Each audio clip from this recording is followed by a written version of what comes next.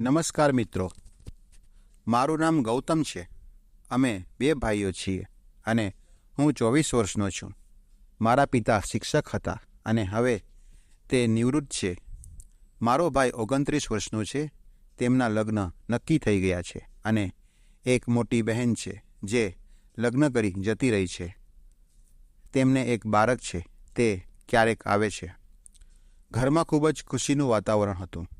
ભાઈના લગ્ન જ નક્કી થયા હતા અને બધા લગ્નમાં ખૂબ જ ખુશ હતા. લગ્ન ખૂબ જ સાદગીપૂર્ણ રીતે થયા હતા.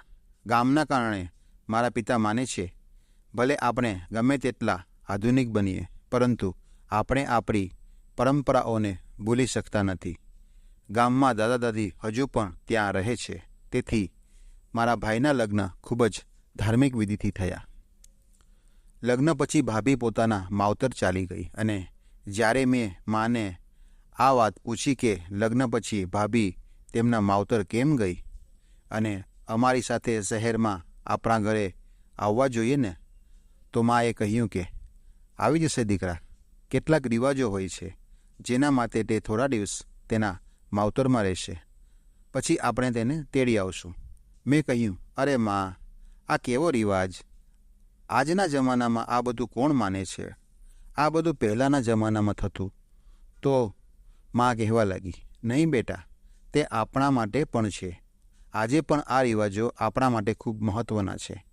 આપણે આપણા વડીલોને કહેવાનો અવગણી શકીએ નહીં અને તારે જ તારી ભાભીને લેવા જવું પડશે, કેમ કે દેવર જ ભાભીને લેવા જવાનું હોય છે. મેં ત્યારે કંઈ આ વાત પર ખાસું ધ્યાન આપ્યું નહીં અને પછી અમે થોડા દિવસ ગામમાં રહ્યા, પછી શહેરમાં પાછા આવ્યા. 2 મહિના પછી ભાભીને ગામ જવાનું થયું. હવે ભાભી અને ભાઈ બંને ફોન પર ઘણી વાતો કરતા. હું પણ મારા ભાઈની ખૂબ પ્રશંસા કરતો. ઉમેશભાઈ હંમેશા ફોન ઉપર હતા અને તે મને જોઈને ફોન કાપી નાખતો. હું બોલતો હતો, ભાઈ, આટલા ડરવાની શું જરૂર છે? તે ભાભી છે, તમારી ગર્લફ્રેન્ડ થોડી છે જે આટલું ડરો છો. મારો ભાઈ ખૂબ જ શરમાળ હતો અને શાંત સ્વભાવનો હતો. ભાભી પોતે ફોન કરતી, પછી તો વાતો કરતા, પણ ઘણી વાતો થતી હતી. બંને વચ્ચે ઘણો પ્રેમ હતો. એક દિવસ મેં મારા ભાઈને પૂછ્યું, તમે મારી ભાભીને નજીકથી જોયા છે? અરે નહીં યાર, લગ્નમાં જેટલી જોઈ તેટલી જ વાર જોઈ છે. આજ સુધી મેં તેને બરાબર જોઈ પણ નથી. મેં ભાઈને કહ્યું, કોલેજમાં અમે તો ખૂબ જ મસ્તી કરીએ અને જો લગ્ન કરવા જ હોય તો પહેલાં મજા કરીએ. અહીં તો લગ્ન પણ થયા છે અને એકબીજાને બરાબર જોયા પણ નહોતા. હું ખૂબ હસતો હતો. સારું, તે તો તેમની બાબત છે. હું ઘરમાં સૌથી તોફાની હતો. બધા મને ખૂબ જ પ્રેમ કરતા હતા. ભાઈ ખૂબ જ શાંત અને સીધા હતા. તે કોઈની સાથે બહુ બોલતા નહોતા અને હું હંમેશા એક પગ ઉપર ઊભો હતો. કોઈની સાથે ઝઘડો કરવો હોય કે મોજ મસ્તી કરવી હોય. ટૂંક સમયમાં એ દિવસ પણ આવી ગયો જ્યારે ભાભીને તેડવા જવાની હતી. મારે ગામડે જવાનું હતું. માતાએ કહ્યું, ઉમેશ, તમે બંને ભાઈઓ ચાલ્યા જાઓ. ભાઈ શરમાઈ ગયા અને કહેવા લાગ્યા, નહીં માં, હું ક્યાંય જવાનો નથી. તમે અને ગૌતમ બંને જાઓ. આટલું બોલી અને તે ઓફિસ ચાલ્યો ગયો. માં કહેવા લાગી, હું કેવી રીતે જઈ શકું? વહુના માવતરમાં કોઈ એવો રિવાજ નથી. હું જઈશ તો અનેક પ્રકારની વાતો થશે. દીકરા, તું જ ચાલ્યો જા. હવે ઉમેશ તો ના પાડે છે, તો શું કરી શકશું? મેં કહ્યું, ઠીક છે માં, હું ચાલ્યો જઈશ. મેં સાંજે ટિકિટ લીધી અને ગામ જવાના રવાના થઈ ગયો. માએ કહ્યું કે ભાભીને વધારે પરેશાન કરતો નહીં. તેમને ખબર હતી કે હું ખૂબ જ મજાક કરું છું, એટલે તેમણે મને ખાસ કહ્યું હતું કે ભાભીને વધારે પરેશાન કરતો નહીં. મેં પણ ઠીક છે કહીને નીકળી ગયો. સવારે જ હું ગામ પહોંચી ગયો. પહેલાં હું દાદા દાદીને ત્યાં ગયો અને ત્યાં ખૂબ જ ઘણી વાતો કરી. દાદાએ મારા માટે અલગ અલગ શાકભાજી અને વાનગીઓ તૈયાર કરી હતી. તેમણે કહ્યું, બેટા, તને જે પસંદ હોય તે પેટ ભરીને ખાજે. આપણી પાસે ઘણા ખેતરો છે અને ઘરમાં જ અલગ અલગ શાકભાજી હોય છે. આટલી તાજી અને ફ્રેશ હતી કે મજા આવી ગઈ. ઘરનું દૂધ અને દહીં ખાઈને ખૂબ જ આનંદ આવી ગયો. મેં દાદીને કહ્યું કે દાદી, સાંજે ભાભીને લેવા જવાનું છે, તો દાદા મારી સાથે આવશે? દાદી બોલી, કેમ નહીં, તમે બંને જજો અને આટલું કહી અમને બંનેને મોકલી દીધા. અમે બંને સાંજે ભાભીના ઘરે પહોંચી ગયા. અમારા જવાના પહેલાં જ ઘરમાં ખૂબ જ તૈયારીઓ થઈ ગઈ હતી. ખૂબ જ સરસ સુગંધ આવી રહી હતી. ભાભીએ ટેરેસ પર દોડી આવી. તેમને લાગ્યું કે કદાચ ઉમેશભાઈ આવ્યા હશે, પણ મને જોઈને તે શરમાઈ ગઈ અને પાછી ગઈ. જ્યારે અમે અંદર આવ્યા, ભાભીની મા અમારી સાથે ખૂબ જ માનથી વર્તી અને બધાને દાદાના ચરણ સ્પર્શ કરવા અંદર બોલાવ્યા અને તેને ખૂબ જ માન આપ્યું. જે બાદ ભાભી પણ બહાર આવી અને અમને પાણી આપ્યા. પછી તે દાદાના ચરણ સ્પર્શ કરવા લાગી. પછી ભાભીએ મારા ચરણ સ્પર્શ કર્યા. મેં કહ્યું, નહીં ભાભી, મારા શું કામ, હું તો બધાથી નાનો છું. તો દાદા કહેવા લાગ્યા, બેટા, અમારે અહીંયાનો રિવાજ છે કે દેવર પણ ભાભીના ચરણ સ્પર્શ કરે છે. પછી મેં કંઈ બોલ્યો નહીં અને તેના પછી ભાભી અમારા માટે નાસ્તો લઈ આવ્યા. નાસ્તા માટે મને પકોડા અને મીઠાઈ અને જલેબી બધું બનાવ્યું હતું. જ્યારે મેં ભાભીને કહ્યું, તમે આ બનાવ્યું છે? તો ભાભીએ કહ્યું, હા, મેં પકોડા બનાવ્યા છે અને જલેબી માએ. આટલું સ્વાદિષ્ટ કેવી રીતે? મેં ભાભીને બટર લગાવ્યું. તે હસી અને અંદર ગઈ. રાત્રે અમારા માટે ખૂબ જ ખાસ ભોજન બની રહ્યું હતું. રૂમની અંદર સુગંધ આવી રહી હતી. દાદા અને ભાભીના પપ્પા બંને વાતો કરતા હતા. હું મારા રૂમમાં કંટાળી ગયો હતો. તેથી હું રસોડામાં ભાભી પાસે ગયો. જ્યારે હું રસોડામાં પહોંચ્યો, ભાભી મને જોઈને ડરી ગઈ. મેં કહ્યું, ભાભી, મને જોઈને ડરવાની કોઈ જરૂર નથી. હું તારો દેવર છું. તમે ઈચ્છો તેટલી મારી સાથે વાત કરો, નો ટેન્શન. તે હસવા લાગી. તે મારા કંઈ પણ બોલવા પર હસી લેતી. અત્યાર સુધી જ્યારે પણ હું તેની સાથે વાત કરતો, ત્યારે મને ભાભીનું વર્તન ખૂબ ગમતું. તે ખૂબ જ મીઠું બોલતી અને તે ખૂબ જ સુંદર હતી. મારા ભાઈની જેમ તે પણ બહુ બોલતી નહોતી. જ્યારે મેં મારી ભાભીને આ વાત કહી, તેણીએ મને પૂછ્યું કે તે સ્વભાવના કેવા છે અને તે કેમ ન આવ્યા. મેં તેમને કહ્યું કે તે ખૂબ જ શરમાળ છે. તેમને ઓફિસમાંથી રજા મળી ન હતી, એટલા માટે તે આવ્યા નથી. જ્યારે પણ હું તમારા વિશે તેમને વાત કરું છું, પછી તેનો ચહેરો લાલ થઈ જાય છે. આ સાંભળીને ભાભી શરમાઈ ગઈ અને હસવા લાગી. ખરેખર ભાભી બહુ સુંદર હતી. હવે હું પણ તેને વારંવાર મારી સામે આવતો જોઈ રહ્યો હતો. અમે બધાએ સાથે રાત્રિ ભોજન કર્યું. રાત્રે બધા સૂઈ ગયા. હું મારા મોબાઈલમાં કંઈક જોઈ રહ્યો હતો. ત્યારે ભાભી ઉપર આવી અને કહેવા લાગી, હજુ સૂતા નથી કે નીંદર નથી આવી રહી? મેં કહ્યું, ભાભી, એમ જ સમજી લો, મને જલ્દી નીંદર આવતી નથી. તે કહેવા લાગી, સારું, તો આ કાચબા છાપ અગરબત્તી લો. ટેરેસ ઉપર ખૂબ જ મચ્છર છે. તે પછી તે જવા લાગી. તો મેં કહ્યું કે ભાભી, થોડીવાર બેસો ને, અહીં થોડી વાત કરીએ, મને નીંદર નથી આવી રહી. તો તે ઓકે કહીને બેસી ગઈ અને બોલી કે બોલો, શું પૂછવું છે મને? કે મેં કહ્યું, તમે કહો તમારા લગ્ન થઈ ગયા છે એટલે તમને તમારા માતા પિતાની ખૂબ યાદ આવશે ને તમારી સહેલીઓ કોણ કોણ છે? તો તે કહેવા લાગી કે ઘણી બધી છે, કાલે તમને મળાવીશ. અને તમારો બોયફ્રેન્ડ નથી? મારા મોઢાથી અચાનક નીકળી ગયું. આ સાંભળી અને તે ચૂપ થઈ ગઈ. મેં કહ્યું, મારાથી શરમાવાની કોઈ જરૂર નથી. હું તમારો મિત્ર જેવો છું.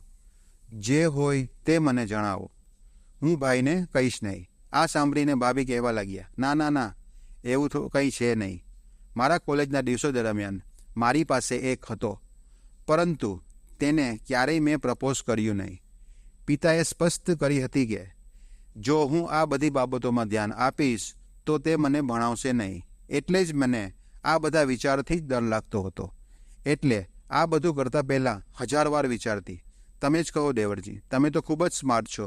કમસે કમ 4-5 તો ગર્લફ્રેન્ડ રાખી જશે.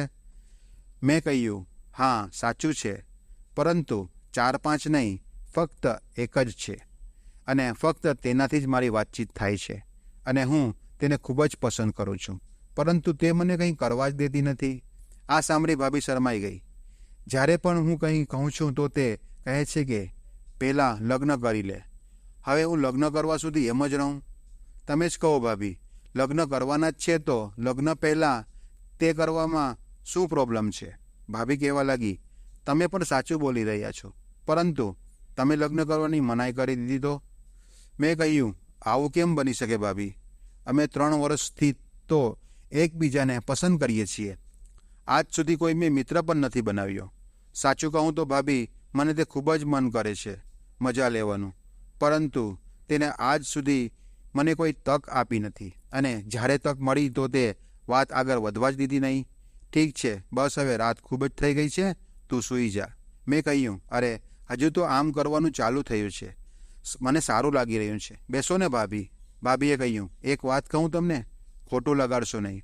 ભલે તમે મારા દેવર છો અને શહેરમાં એકબીજા સાથે આ બધી બાબતો કરવી નોર્મલ હોય છે, પરંતુ ગામમાં આ વાતો નથી કરી શકતા. ફક્ત પતિ પત્ની અથવા ગર્લફ્રેન્ડ બોયફ્રેન્ડ જ આ વાતો થાય છે. મેં કહ્યું, આવું કંઈ નથી.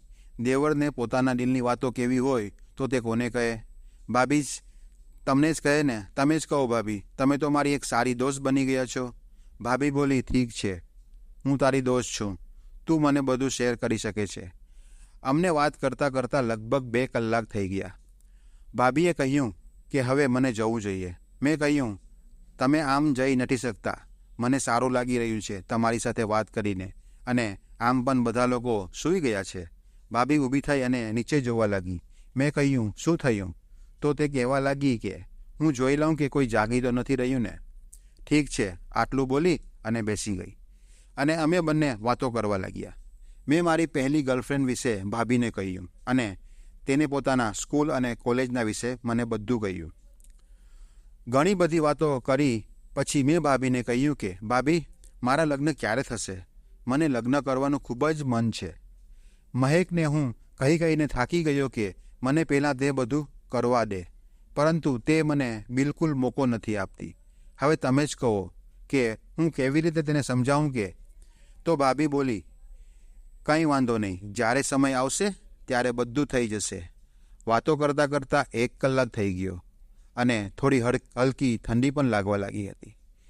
તેમણે ઘણી વખત કહ્યું કે તેને નીચે જવું છે, પરંતુ મેં તેને રોકાવી રાખી. પછી મેં વાતમાં અચાનક ભાભીના ગાલ ખેંચ્યા, તો ભાભી કહેવા લાગ્યા કે તમે પણ દેવરજી ખૂબ જ તોફાની છો.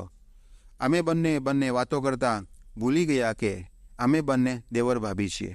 મેં ભાભીને કહ્યું કે ભાભી, હું તમને એક વાત કહું તો તમે ખોટું તો માનશો નહીં ને? તેણે કહ્યું કે તો હવે શું બાકી રહ્યું છે? તમે બધી તો મને કહી દીધું, અને હવે ખોટું લાગવા જેવી વાત છે તો? મેં કહ્યું કે ભાભી, હું તમારી સાથે તે બધું કરી શકું? મારી પર ભરોસો રાખો, હું કોઈને કહીશ નહીં. ભાભી ચોંકી ગઈ અને ઊભી થઈ ગઈ અને કહેવા લાગી, તે તો દોસ્ત કહ્યું હતું, અને પછી આટલી મોટી વાત કેવી રીતે કરી રહ્યા છો?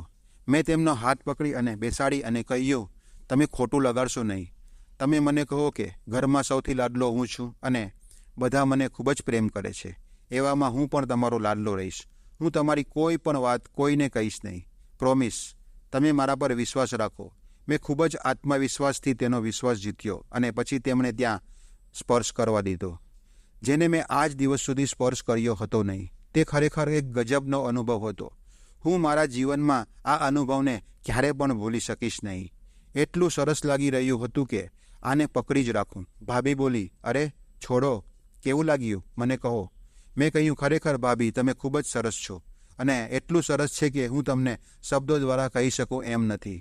એનો અનુભવ જાણે એકદમ અદ્ભુત છે. મારો હાથ એક જગ્યા પર રોકાવાનો હતો નહીં. હવે તે આપમેળે ખબર નહીં ક્યાં જઈ રહ્યો હતો. મેં બધા ઉપર હાથ ફેરવી દીધો, અને પછી ફટાફટ મશીન ચાલુ કરી દીધું. જ્યાં સુધી વરસાદ ના થયો ત્યાં સુધી મારું મશીન ચાલુ જ રહ્યું. મિત્રો, તમે માનશો નહીં, પણ ખૂબ જ મજા આવી હતી. તમને શું કહું, મન તો કરી રહ્યું હતું કે તેમાંથી બહાર જ કાઢું નહીં, બસ તેની અંદર જ રહેવા દઉં. ભાભીએ ફરી મને પૂછ્યું કે કેવું લાગ્યું? મેં કહ્યું કે આને હું શબ્દોમાં કહી શકું તેમ નથી ભાભી. આ તો અનુભવ કરવાની વાત છે, અને આનો અનુભવ ખૂબ જ અદ્ભુત હતો. બિલકુલ અદ્ભુત છે. પછી થોડી વાર થઈને વરસાદ બંધ થઈ ગયો, અને પછી મોસમ સાફ થઈ ગયો. ત્યારે મેં તેમને કહ્યું કે તમારો ભરોસો ક્યારે પણ નહીં તોડીશ. તમે મારો વિશ્વાસ કરો, અને તમારે પણ મારું ધ્યાન રાખવું પડશે. ભાઈની સાથે સાથે તમારે ઘરના બધા લોકોનું ધ્યાન રાખવું પડશે, અને ખાસ કરી અને મારું તો. તે હસવા લાગી અને કહેવા લાગી, તું ટેન્શન ના લે, હું બધાનું ધ્યાન રાખીશ, અને તારું તો સ્પેશિયલ ધ્યાન રાખીશ. મેં છેલ્લી વખત ફરી તેને ત્યાં સ્પર્શ કર્યો અને તે નીચે ચાલી ગઈ. તેના પછી મને ખૂબ જ સારી નીંદર આવી ગઈ અને હું સીધો સવારે ઉઠ્યો. પછી દાદાજીએ કહ્યું કે બેટા જલ્દી તૈયાર થઈ જા, આપણે નીકળવાનું છે. ભાભી એકદમ દુલ્હનની જેમ મસ્ત તૈયાર હતી. પછી હું ભાભી અને દાદાજી ગામમાંથી નીકળી ગયા અને અમે સીધા શહેર પહોંચી ગયા. અને થોડા દિવસ પછી દાદાજી ફરી ગામ આવ્યા અને ભાભીનું આખું ઘર સંભાળી લીધું. મિત્રો, તમને આ વાર્તા કેવી લાગી? કોમેન્ટ બોક્સમાં કોમેન્ટ જરૂર કરજો. અને જો વાર્તા સારી લાગી હોય તો ચેનલને સબસ્ક્રાઈબ કરજો અને વિડીયોને લાઈક કરજો. મને તમારા સપોર્ટની ખૂબ જ જરૂર છે. સપોર્ટ તમારો આપજો અને આ વિડીયો જોવા બદલ તમારો આભાર. ધન્યવાદ.